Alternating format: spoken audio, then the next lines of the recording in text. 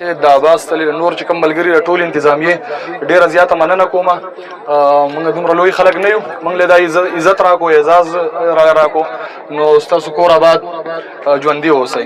بل تفصیلي خبرې په کرکټ باندې خو تاسو ټول ښه کلاړیان یې، دلته کې تاسو خبرې کولو ضرورت نشته تاسو ته چې یاره څنګه به کوئ څنګه به نه کوئ، خو چې چا ګټلې د هغو ته مبارکي وایم، او چا چې وبېلله هغو ته وایم چې په خپل ځان نظرثاني وکړي چې څه کمی و پکې د رضا نه وباسي، انشاءالله بلې پېرې له به وګټي.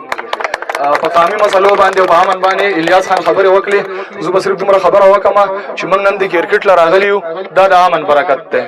موږ چې په دې ګراونډ کې داسې یو ځای ناست یو، دا امن دی. موږ چې په دې ګراونډ کې یو ځای ناست یو، دا امن دی. که چېرته دلته امن نه وی، دلته به د مختلفو پارټیانو خلک وي، څوک به د پي ټي آی سره تعلق ساتي، څوک د ان پي سره، څوک به د جمعیت سره تعلق ساتي. خو د ټول نه لویه خبره دا ده چې زموږ پارټیانې جدا دي خو وطن زموږ شریک دی. لویه خبره دا ده چې پارټیانې زموږ جدا دي خو غم خادي زموږ یوه ده. پارټیانې زموږ جدا دي، خاوره زموږ شریکه ده. پارټیانې زموږ جدا دي خو که دلته سبا امن نه و نو موږ ټولو ته به یو شان تکلیف وي. په دې خبره تاسو ټول پوهیږئ. نو د امن د ټینګ ساتلو دپاره دلته امن دی، ځکه موږ ټول راغونډ شوي یو.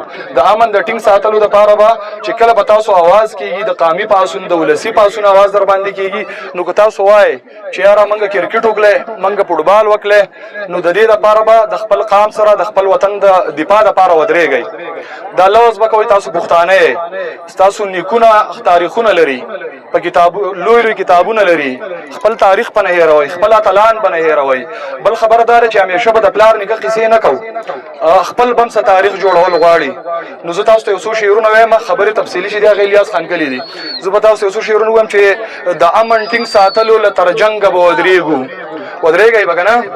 د امن ټینګ ساتلو له تر جنګه به ودرېږو، د خپل پښتون وطن او قام په ننګه به ودرېږو.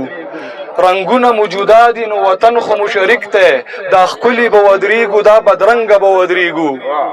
موږ ټولو پښتنو د انقلاب فیصله کړې، موږ ټولو پښتنو د انقلاب فیصله کړې، له خانه یې راواخله تر ملنګه به ودرېږو. موږ ټولو پښتنو د انقلاب فیصله کړې، له خانه یې راواخله تر ملنګه به ودرېږو. شاهده د قامي مزاحمت آواز ګونګی شو، ویل مې د منظور پښتین تر څنګه به ودرېږو. سرجي صاحب به یو څو شعرونه نور وایم چې د جنگ دفتر د جنگ مورچل زما په خاوره جوړ دی، یو وحشتناک فوجي یرغل زما په خاوره جوړ دی. تاسو یې وینئ چې دا څه کېږي، دا څه روان دي، تاسو یې وینئ دا څه چل زما په خاوره جوړ دی. په پښتونخوا کې نور د جنگ ټورنمنټ نه منمه، دلته به کرکټ کوو، دلته به فوټبال کوو، دلته به ولیبال کوو، دلته به د امن میلې کوو. په پښتونخوا کې نور د جنگ ټورنمنټ نه منمه، ډالر پینډۍ خوري او غوبل زما په خاوره جوړ دی. په پښتونخوا کې نور د جنگ ټورنمنټ نه منمه، ډالر پینډۍ خوري او غوبل زما په خاوره جوړ دی. شکر دی خدایه پېښور هم په پنجاب کې نه دی، شکر دی خدایه چې کابل زما په خاوره جوړ دی. ستاسو ډېره زیاته مننه.